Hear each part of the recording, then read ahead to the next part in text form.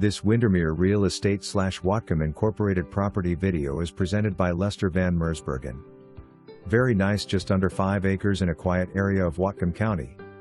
This property has a well and septic installed for a 3-bedroom home. There is a shed on the property with a professional installed water treatment system for clean drinking water. A gate is installed at the front of this property. There are also house plans ready to build. Property is cleared and ready to build on.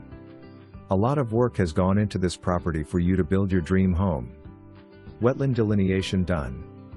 Drainage for stormwater plan is done. Designed for a shop or ADU. Approved for 2 dwellings. For more information, review the details below.